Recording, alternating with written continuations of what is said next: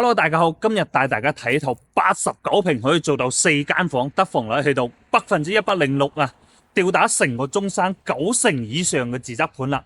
咁佢嘅項目位置係位於中山港口嘅名咧叫做上城南岸啦，就我哋身後呢個樓盤啦。依家有啲優惠政策，淨係俾3萬蚊首期就可以上車啦，剩低全部月供，每個月大概都係供80平嗰啲嚇3房嘅。就每個月供2890蚊左右咁啫，總價都係69萬起嘅。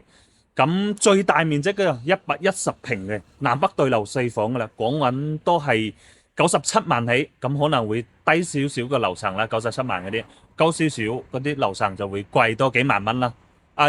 依家個上城站港口嘅上城站已經開通咗好耐噶啦，每日都有20個班次左右，到時候我哋門口就會增加一個站點，嗰個上城站個車榮利巴士就會嚟到我哋個上城南岸個門口嘅位置，直接落樓下就可以翻香港，一站翻香港就好方便噶啦。咁我哋一齊入去睇下，成個屋苑佔地面積就20135平，有6棟住宅樓加1棟幼稚園組成嘅，總戶數都係470戶左右，唔算好大。因為235棟嗰啲呢，就25到26層高嘅，4棟就19層高，7棟就20層高。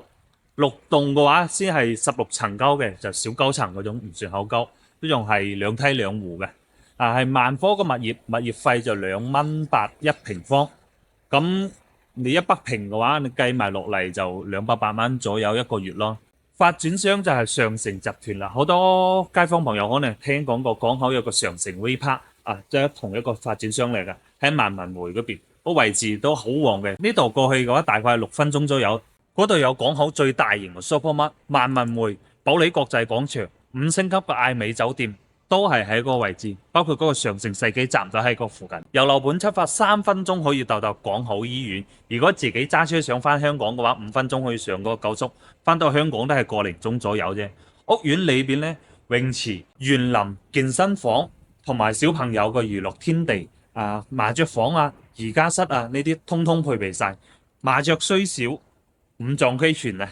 OK， 咁我哋直接上去樣板間嗰邊睇一下，成個屋苑全部都係建好晒噶啦，係現樓現證帶埋裝修出售嘅。依家4棟、5棟、7棟已經係收樓入住咗噶啦。我轉個鏡頭俾大家睇下呢個藥壺個大堂1樓大堂呢個係3棟嘅，俾大家睇下。呢度有人面識別嘅指紋密碼。1樓會擺啲沙發同埋茶台嗰啲休閒區。好啦，而家到咗我哋3棟嘅2樓板房啦。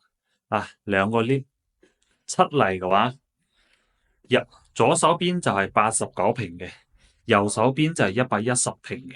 咁我哋先睇下嗰個89平做到4間房。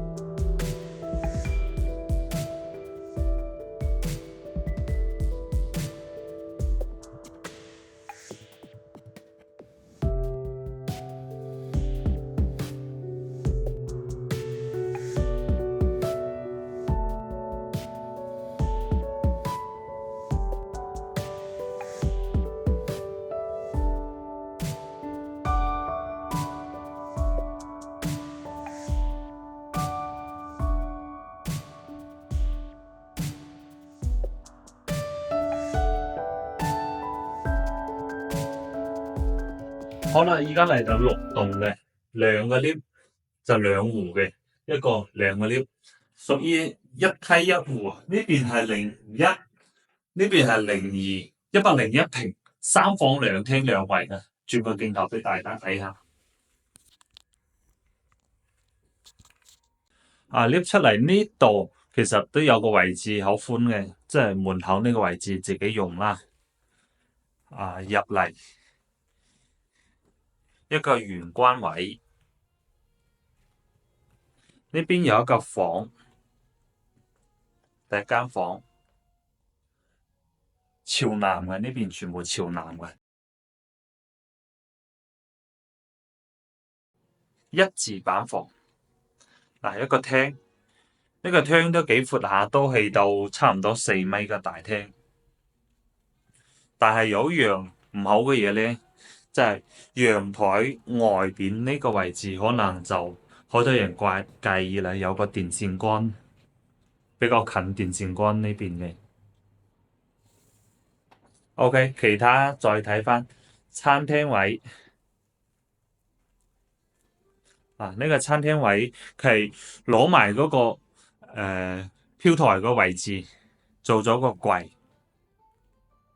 呢度就廚房個位置，可以擺得落雙門冰箱呢個位。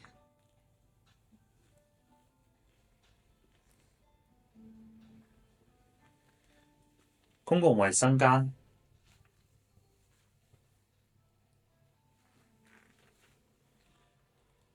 第二間客房，呢間房咧就細少少，側住放呢間床，咁樣顯得呢個過道好闊。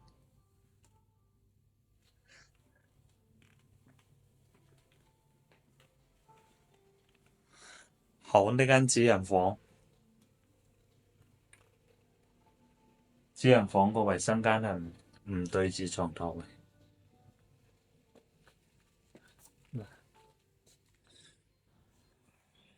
好啦，呢幾個戶型就睇完啦。80方嗰個就同89個方一樣嘅，但係其實少咗一個衛生間同埋入門口嗰間房，咁其他就相同噶啦，就3房一個衛生間咧。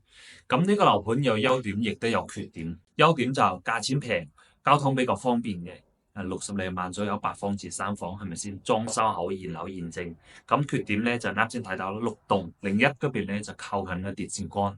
仲有就係周邊有啲企業辦公個廠房，咁呢啲咧都唔會話影響好大嘅，啲企業咧都係唔會產生噪音啊，同埋嗰啲污染噶啦。咁其他就冇咩幾大嘅缺點咧，主要係呢2點啫。如果係做中意嘅朋友，可以歡迎聯繫我啊。好，今期就到呢度啦，拜拜。